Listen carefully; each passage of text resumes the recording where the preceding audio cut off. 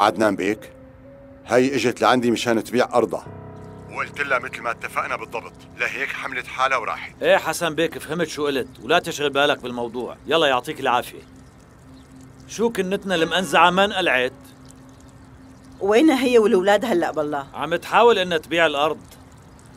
ما كان لازم تعمل هيك يا عدنان، ما كان لازم تصعب الأمور على حالك وعليها. فهميني أمي، شو عملت أنا؟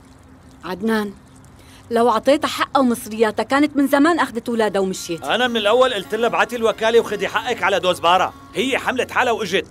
أحسن ما تعاتبيني روحي احكي مع أخوكي.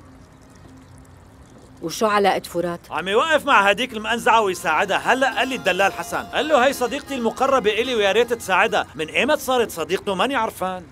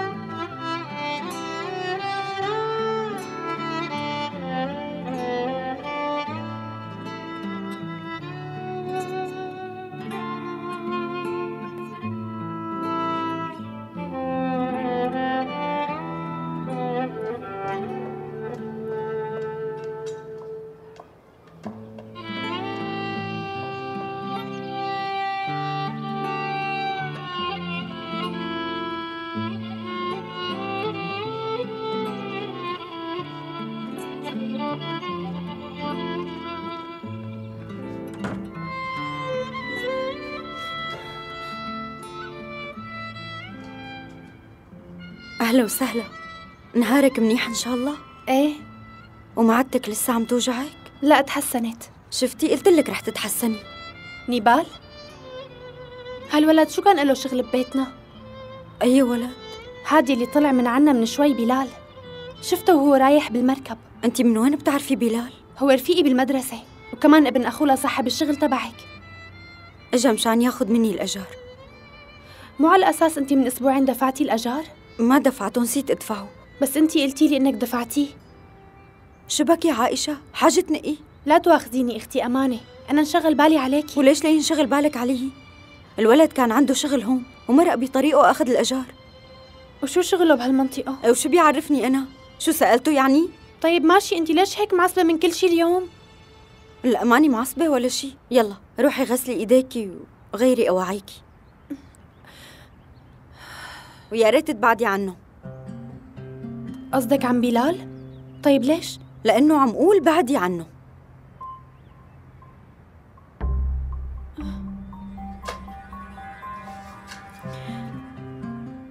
ايه بس ماما خلصنا الظاهر هدول طق عقلون.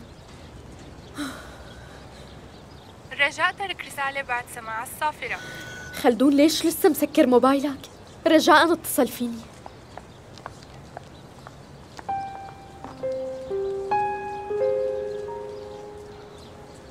امشي خلينا نشوف مكتب غيره. وحتى إذا شفنا شو رح نستفيد يعني؟ شو بيعرفني، كأنه الكل متفقين يحكوا نفس الشيء. مو متفقين، بيكون عدنان قايلون ما يتعاملوا معك. أكيد هو ورا هالقصة وما بدك تقدمي شكوى ضدهم. ليش ما بتحكي للشرطة يلي صار معنا؟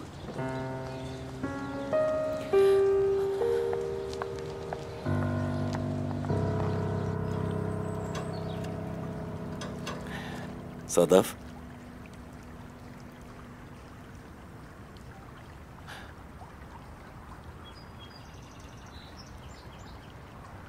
رايح شوي بالإذن.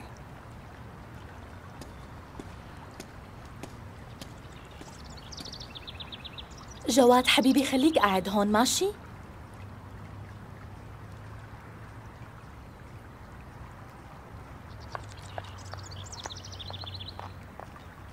نارين؟ أخي أنت كيف بتساعدها لهديك المرة؟ ما قلت لك لا تساوي هيك لأنك عم تحرق قلبي. اختي شو اللي عم بتقولي؟ يا ريت ما عاد تقلي أختي. يا روحي هي المرة شو ذنبها؟ لو إنه عدنان ما ظلمها ما كان صار كل هالشي. كانت باعت أرضها وأخذت أولادها وراحت. بعد كل يلي قلته لسه عم تدافع عنها؟ أنا لو ما بوقف مع الحق يا ترى بستاهل كون أخوك الكبير؟ الحق بيقول إنه لازم توقف معي. عم بتساعدها لهديك المرة ومو سائل فيني. ومين بتكون هديك المرة نارين؟ مو مثلك مرته لمراد كمان؟ لا ما أنا هيك، أنا كنت مرته بالأول، إجت بعدي وسرقت جوزي وضليت ساكتة. هي سرقت مستقبلي وسعادتي. سرقت أبوه لابني وتركته هيك مثل اليتيم. روقي مشان الله أختي. لا تقرب علي. أنا الوحيدة يلي كنت بقيانت لك من عيلتك، بالأول خسرت مرتك وخسرت بنتك، وهلأ عم تخسرني أنا كمان. بعد هلأ ما عدت أخي.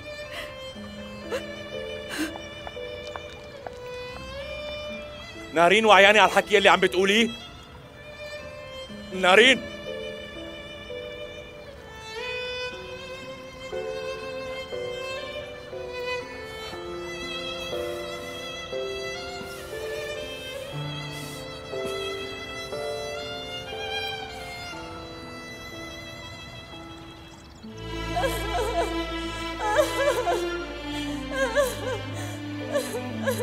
مو مثلك مرته لمراد كمان؟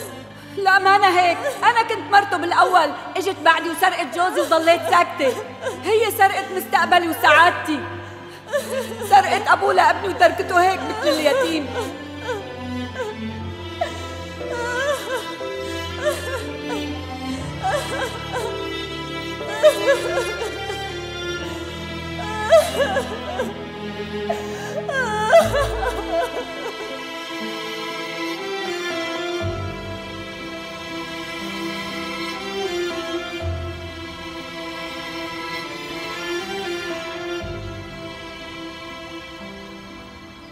شو وين أختك؟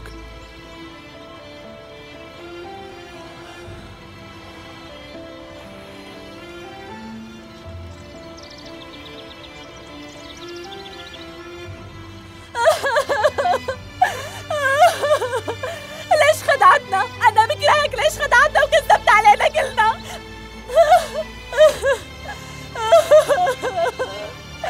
بابا أنا بكرهك، ليش كذبت علينا؟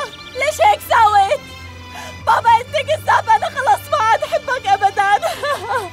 ليش هيك عملت بابا؟ ليش؟ مايا؟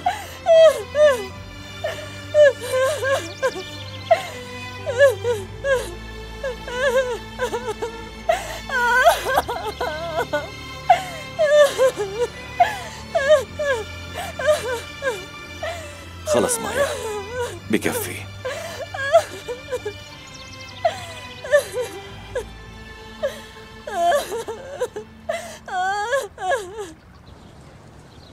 انتوا ضلوا هون قد ما بدكم، بس انا مستحيل ضل بهالمكان الفظيع.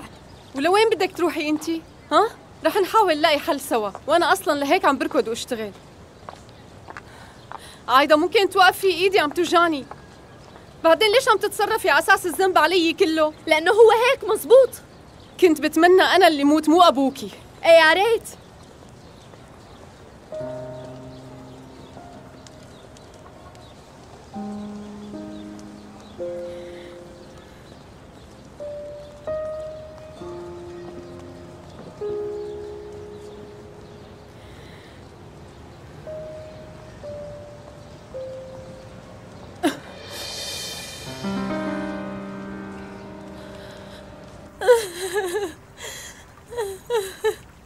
يلا خلينا نرجع على البيت.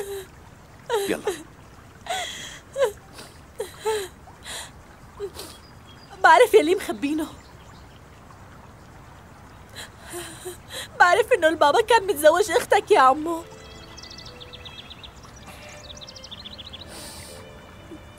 بدون قصدي بالغرفة شفت صورتهم. خالة نارين مرت أبي بكتب كتاب شيخ، ما هيك؟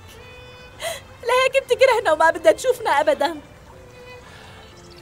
الحقيقة هي منيحة، لو شفتيها قبل ما يتوفى أبوكي.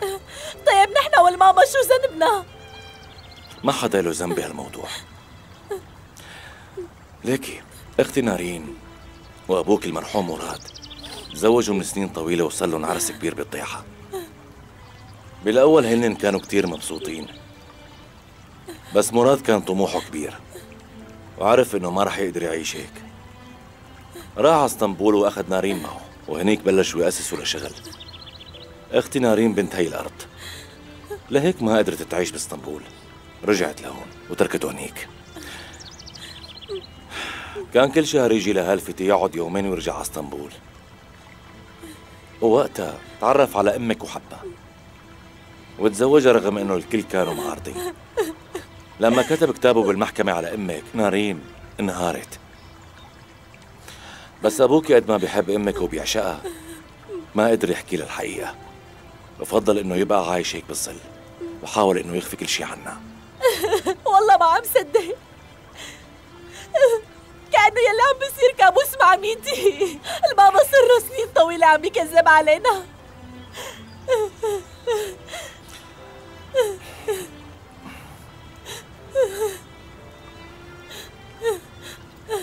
برأيك أنا لازم أحكي للماما ولا لا؟ الحمل يلي شايلته امك تقيل على قلبها. اذا عرفت الحقيقة شو رح تفيدها غير انها تزود زعلها؟ اكيد ما رح تبقوا كتير بهي الضيحة، بلا ما تقليلها وتزيدي همها. يلا مايا خلينا نروح لعند جواد. عمو فرات، بلال ابن نارين بيكون أخي؟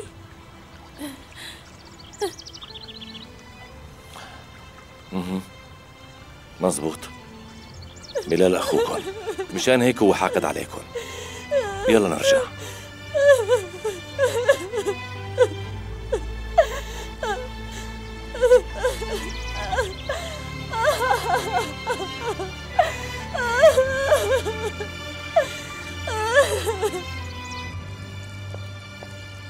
نارين وين كنتي؟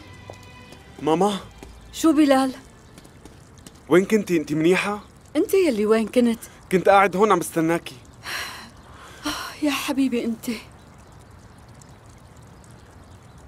أنا قلت لهم يمكن تكوني عند أخوكي. بعد هلأ ما عندي أخ.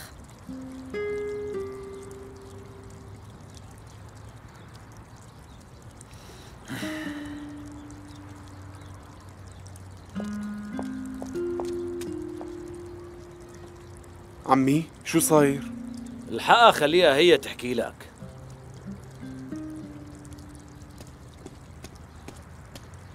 بيقولوا تلتين الولد للخال، بس الحمد لله بلال طالع لإلي.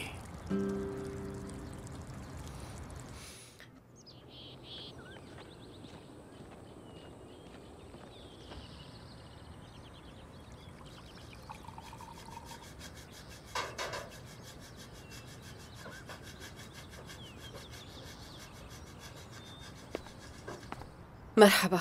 أهلا وسهلا. إن شاء الله الأولاد ما عملوا شي يضايقك. لا بالعكس، قضينا وقت رايق كتير. مايا شو عم تساوي؟ عم ساعد عمو فرات بشغله. حبيبي جواد، شو عم ترسم حياتي؟ شو صار ماما؟ وينها عايدة؟ مثل العادة تخانقنا وقال بدها تتمشى. ايه ليش صارت هالخناقة؟ ما حليتوا شغلة الأرض لسه؟ عدنان شماردي ما سمح لنا، عم بيحاربنا بكل الطرق. ليش الناس كل هالقد بيخافوا منه؟ أكيد لأنه واحد شرير. شفتي كيف عاملنا ونحن عائلة أخوه؟ يا ترى الناس التانيين كيف بيتعامل معهم؟ مو معقول. عامل شاي تشربي؟ ايه والله بشرب. عايدة أخذت لي موبايلي، لا وغصب عني. ايه ما صار شي، وقت تجي خديه، لا تتخانقي معه لو سمحتي. ما رحتي على الدكتور وغيرتي الضماد؟ لا ما رحت والله نسيت. ماما ما بيصير هيك. طيب وبركي تجرسمت؟ بكره بغيرها. في عندي أنا شاش ومعقم ولاصق، إذا بدك بغير لك إياها. ايه والله يا ريت.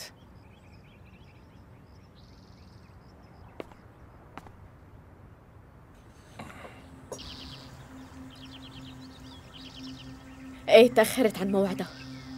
طبعا متأكدة من هالشي. أنا شو بيعرفني؟ الأرض ما عم تنباع أبدا، والماما عم تقول إنه ما رح نرجع قبل ما نبيعها.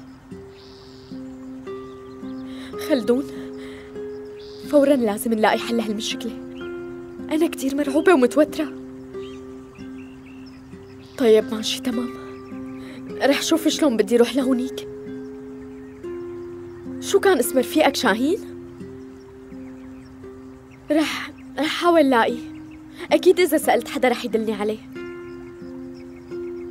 خلدون، ما معي شحن كتير ولازم روح، بس أوصل لهونيك بخبرك.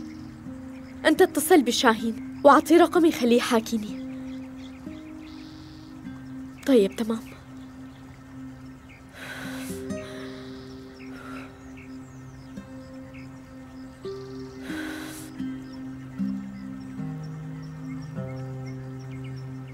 البابا كان رح يمرق وياخذني، وكنت واقفة على البرندة عم بنتظره،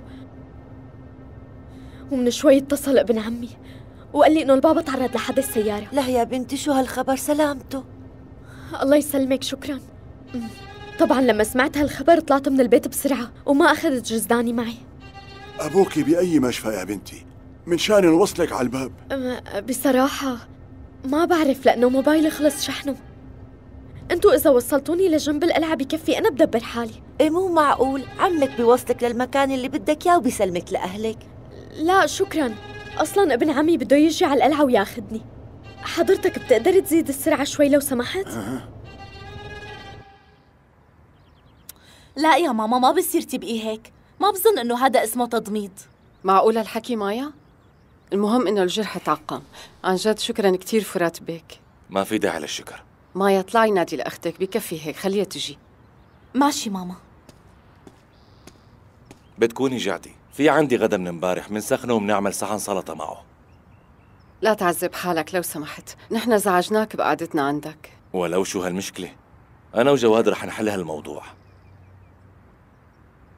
يلا يا بطل.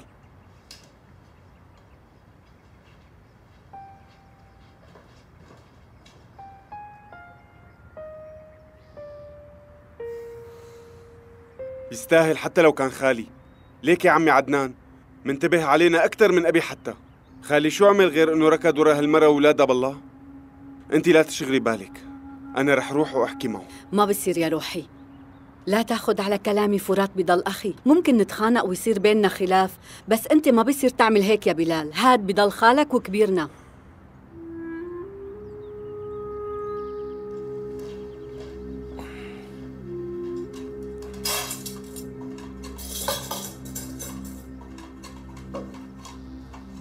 ماما، عايدة مو موجودة. شو يعني مو موجودة؟ دورت عليها وما لقيتها بأي مكان. دورتي على ضفة النهر منيح؟ كمان ما لقيتها. لوين ممكن تروح يعني؟ ما عندي أي فكرة. لا تخافي، هلا منلاقيها. حبيبي جواد لا تخاف، ما في شي. عايدة، عايدة، عايدة، عايدة.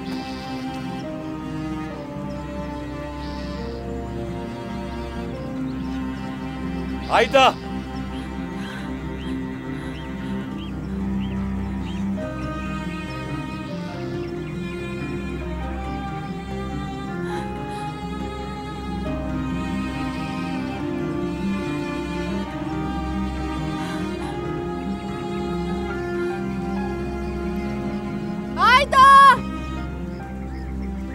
رح نفتل بالسيارة يا الله، ليش هيك المصايب عم تجي على راسنا ورا بعضها؟ أكيد متخبية بشي مكان من شان تعاقبك، لأنها هي كتير مقهورة. يا ربي يا ريت يكون هيك. لا تخافي، ما رح يصير شي مو منيح.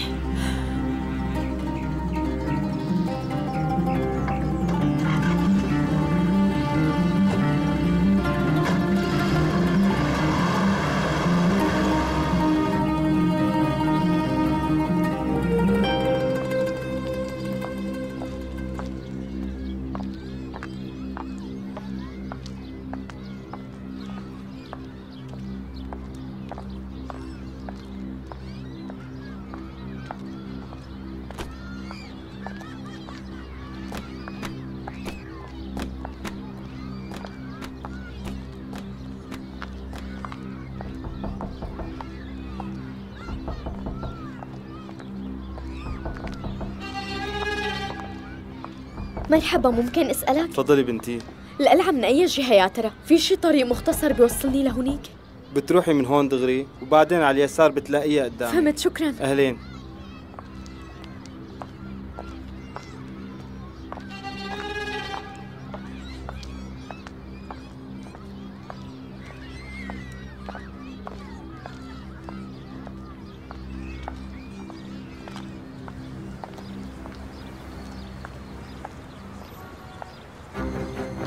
إن الرقم المطلوب خارج نطاق التغطية.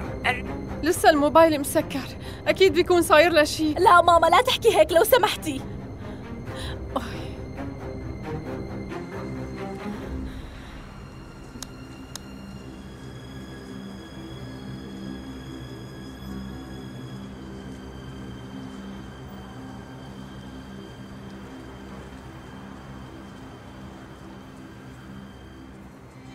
شاهين؟ عايدة؟ ما بتتخيل قد ايه حسيت بالراحة لما شفتك. أنا كتير تشرفت بمعرفتك. وأنا تشرفت بمعرفتك.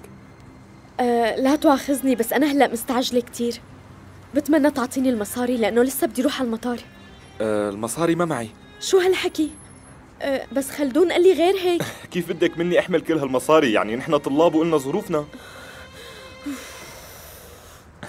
خلص اهدي، لا تاكلي هم محلولة. شو رأيك وصلك على البيت بالأول، مو أحسن لك؟ أي بيت هاد؟ رح تستنيني بالشارع؟ هونيك بتعدي وبترتاحي شوي. طيب ماشي، لا تطول بس. خلص ولا يهمك.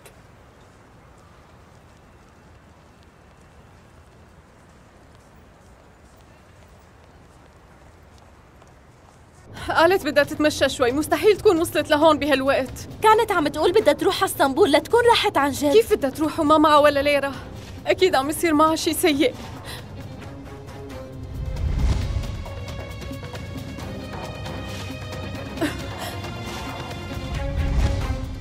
دقيقة، وقف سيارة، نزلني هون.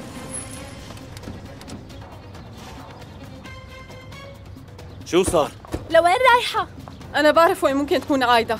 انتوا روحوا هلا. ماما بس قولي لنا لوين رايحة؟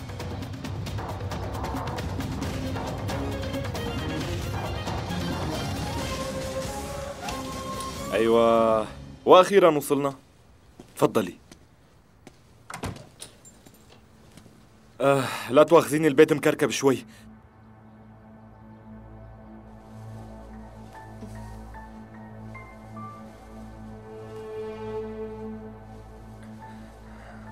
انت وخلدون من وين بتعرفوا بعضكم؟ اشتغلنا بقرية سياحية، تعرفنا هناك على بعض ومن وقتها صرنا رفقات. شو عم تحكي؟ هالخلدون ما في شغلة بالدنيا ما اشتغلها. الظاهر انت مانك من هالمنطقة. لا، جيت لهون للدراسة. بالإذن راجع لك.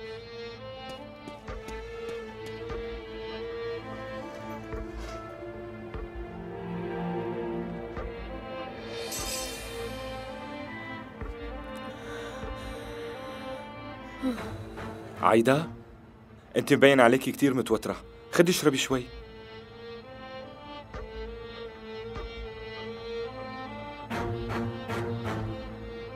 ليش واقفة؟ عادي.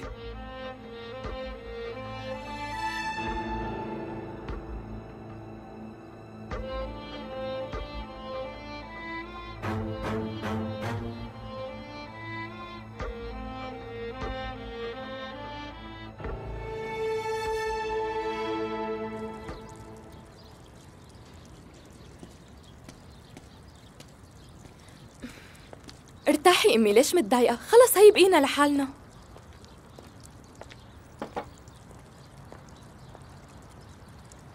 عايدة! بسم الله. عايدة! عايدة! بلال اهدى شوي. عايدة! شو في فتون خانم؟ لا تكوني شايفة فرة بأرضك وهربانة منها. ما بتعرفي إنه الباب يلي بتطلعي منه مقلعة ما بيصير ترجعي تدقيه مرة تانية؟ شو عملت ببنتي؟ عن أي بنت أنت عم تحكي؟ عايدة وينها؟ أنا بدي بنتي، وين أخذتها يا عدنان؟ بسم الله، لسه من أول يوم ضيعتي بنتك. خليكي هيك لشوف لوين بده يوصلك عنادك. أنت خطفتها وهي مانا ضايعة.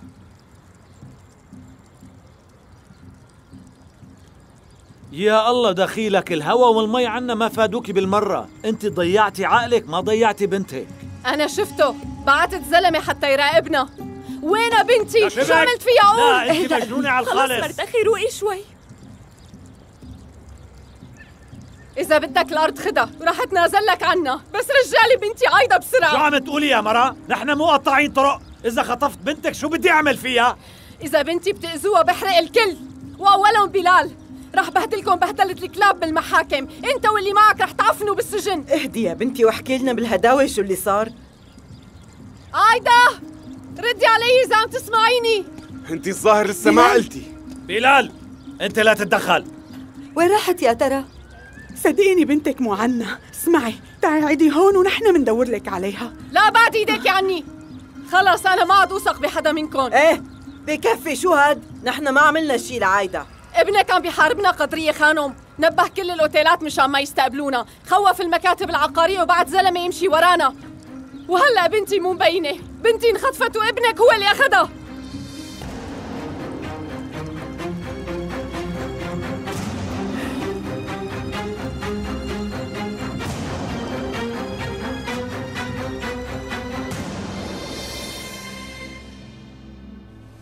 يلا بصحتك.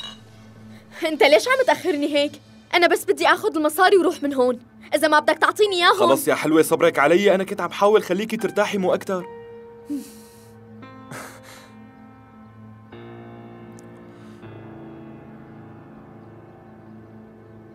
رح حاسبك على كل شي عملته فينا، إذا مسيت شعرة من بنتي أنا رح موتك بإيدي. اللي عنا يا أنت جدبة ولا عم تشبيها؟ اهدي شوي فتون.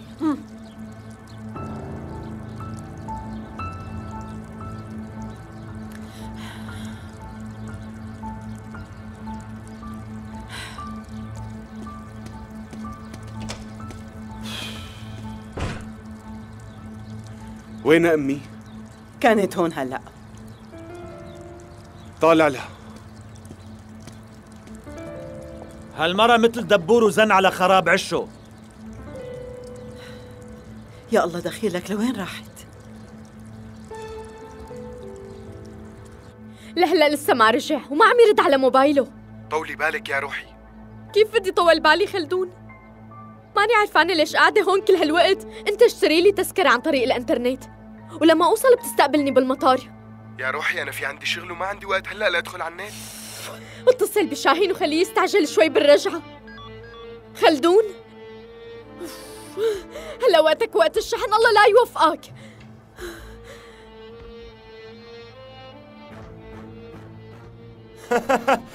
كيف يعني يا مجنون؟ كيف بدك ما ابعتها على اسطنبول؟ إذا بعتها بتكون عم تبعت لي بلوة، هي لساتها قاصر وتحت ال 18 وأمها رح تشتكي علي، وقتها أنا رح أوقع بمصيبة، وأبوها مو معروف إذا كان ميت ولا ضايع، وأصلاً هنن أعلنوا إفلاسهم، يعني أنا شو بدي أعمل فيها؟ إيه أنا اللي شو بدي أعمل فيها، البنت بالبيت عم تنطر. لك روح قلعها وخلص منها.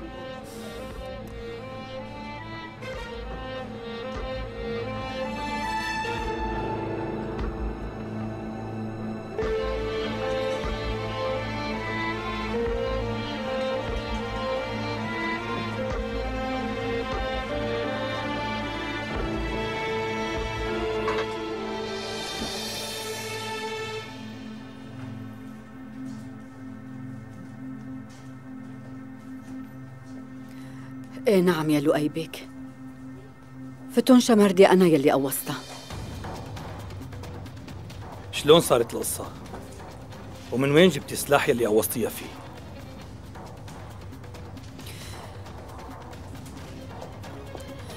فتون خانم؟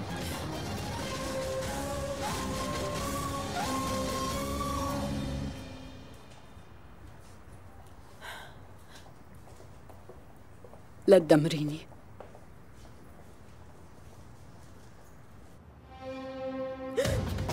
لك شو عم تساوي انت؟ اهدي يا حلوة. اتركني ولا انت سكران ومو بوعيك. ايه تعالي حاجتك تدللي علي. بعد شيل ايدك عني. في حدا بيعمل هيك بصديقة رفيقه وبيقرب عليها؟ إذا خلدون عرف بهالشي شو رح يساوي فيك؟ ايه خلدون اصلا ما بده اياكي. انت شو عم تخبص؟ عم تحكي هيك لتبرر لحالك. خلدون حكالي عن كل القصص يلي صارت بيناتكم وقال لي خذ منا يلي بدك اياه. حاجة تلف وتدور. خلدون مستحيل يقول شي بيأذيني. ايه اي خلدون؟ ايه تعالي لهون. هو وصاني فيكي وانا ما رح خشله. حدا يساعدني، لك اتركني يا حقير. مشان الله حدا يساعدني. لحقوني يا ناس.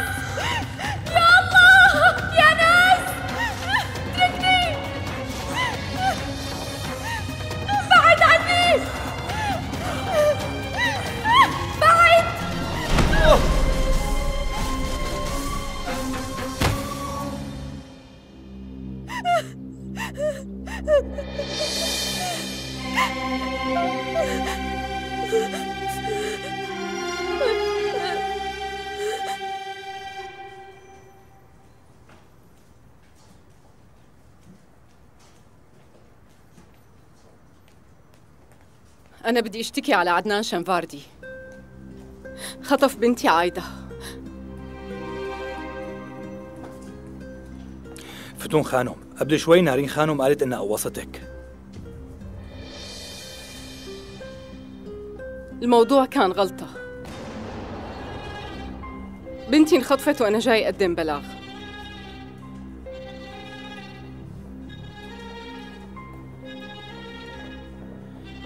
طيب نارين خانم، هلا صار فيك ترجعي على البيت.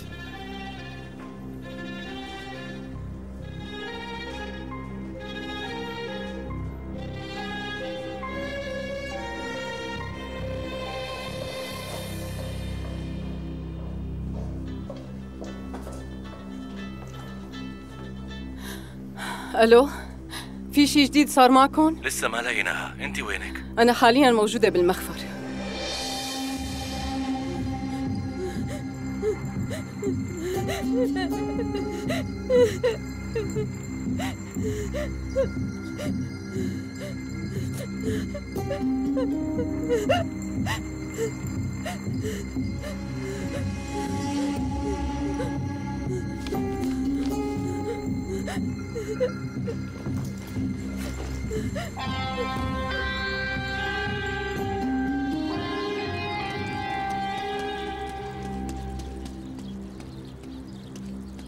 امي معنا بغرفتها.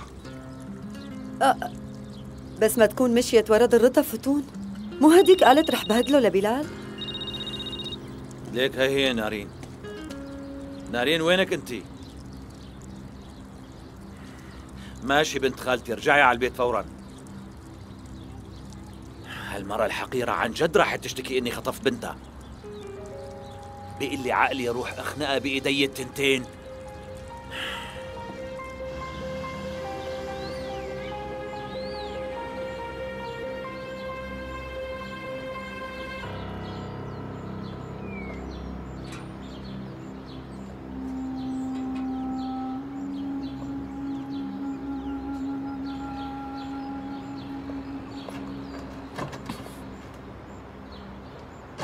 نارين واقفة، لازم نحكي.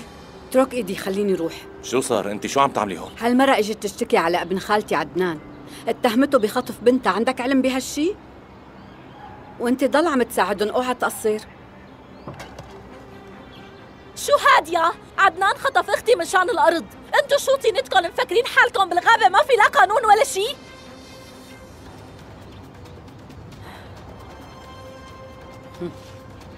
طولي بالك، خلص ماي اهدي شوي. تعي.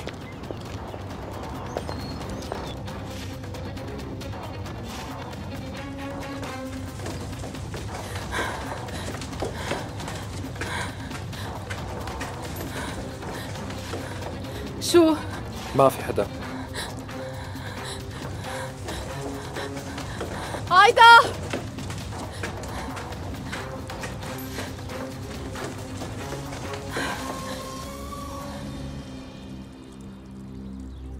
سيادتك اجيت تفتش بيتي من شان هديك المرة؟ شو بدي احكي معك؟ فتون خانم قدمت لنا شكوى ضدك يا عدنان بيك، واجينا مشان نعمل واجبنا. تركنا من هالحكي يا لؤي بيك. هلا انا بفتري على واحد وبجيبك تفتش بيته؟ معقول هالحكي؟ نحن ما قلنا اعتبار عندكم؟ ما لقينا حدا بالغرفة سيدي. ما بكفي إنها خربت حياة أبي، كمان هلأ جاي تخرب حياتنا نحن هون؟ بلال، لا ترد على كلامه لؤي بيك، لسه ما هدي وجعه واجت هالشغلة فوق راسه كمان. أنا حكيت لك كل شي صار. هو هددني إلي ولبنتي. قبل ما تختفي بنتي بشوي شفت زلمته عم بيلاحقنا. يا سبحان الله، هالمرة ضيعت عقلها. أي زلمة كان لاحقكم؟ لؤي بيك أنا قلت لك شو القصة، ليش بدي أخطف بنتها لهي المرة وبتضل هي بنت مراد؟ خلص طلعوا انتظروا برا. لؤي بيك إذا بتريد دوروا بالمعمل والمستودعات وبأي مكان بيتعلق فيه، إذا بتريد لاقولي بنتي. والله يا لؤي بيك دور بأي مكان بيخطر لك، ماني خايف وما عندي شي خبي عن حدا.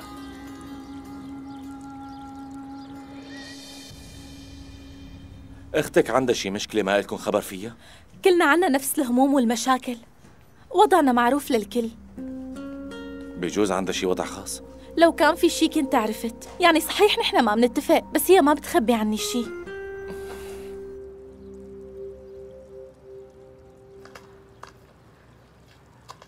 اصلا هالبنت وحده جدبها ولقيت اللي بتستاهله هلا. لك شو هالحكي اللي عم تقوله؟ هدول من لحمك ودمك وعم تحكي عليهم هيك؟ لا، هدول لا من لحمي ولا من دمي ولا بيمتولي بصلة. أنا ما عندي قرايبين غير عمي وأمي واللي ساكنين بهالبيت.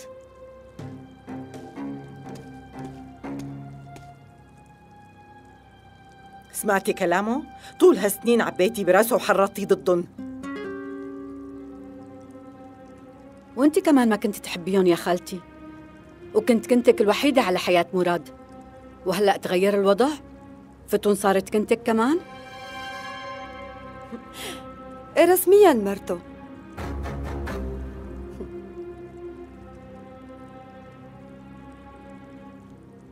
نارين انت كيف عم تحكي معي بهالطريقة؟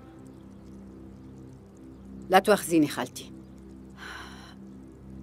أنا أعصابي تعبانة بهالكم يوم، ما عم بعرف شو عم قول، هيك الظاهر. لا، لازم تعرفي ولازم تمسكي لسانك. أنا من الأول ما كنت بدي فتون وأنت بتعرفي هالشي.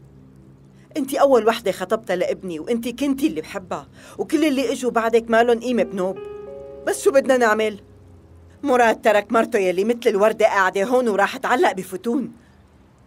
بس شو ذنب الأولاد؟ جواد والبنات هدول أولاد ابني ومن لحمي ودمي. ما حدا يستنى مني إني أكرههم لو شو ما صار.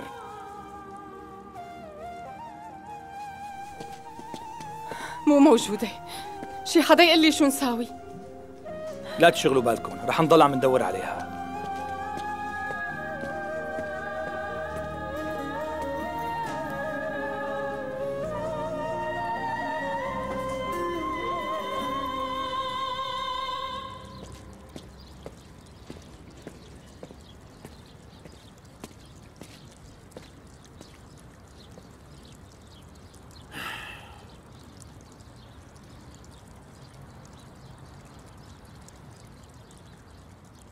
الظاهر انه متضايق. شو رأيك افرك لك كتافك؟ ما بدي تسنيم. روحي اغلي له كاسة زهورات. يلا تحركي.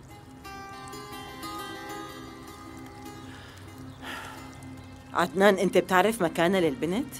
لا توجعي لي راسي بهالسيرة، تنفلق هي وبنتها. لا تقول هيك، الله يوفقك. هي بتضل بنت اخوك الله يرحمه. الله لا كان جابون. امي، هي المرة اتهمتني بخطف بنتها وبهدلتني واجت وفضحتنا عند الناس، وانت عم تدافعي عنها. هي هلا قلبها نار وما انا عرفانه شو عم تحكي ابدا. هاد قلب الام يا ابني، ما بيتحمل الفراق. امي اوعى تدافعي عنها والا بكسر قلبك انت كمان. الذنب مانو ذنبها هي يا عدنان. انت لو رضيت تعطيها حق الارض تبعها كانت اخذت مصرياتها وراحت، يعني كانت طلعت من حياتنا بلا رجعه. الحق مو عليها، الحق على ابنك وحبيبك مراد.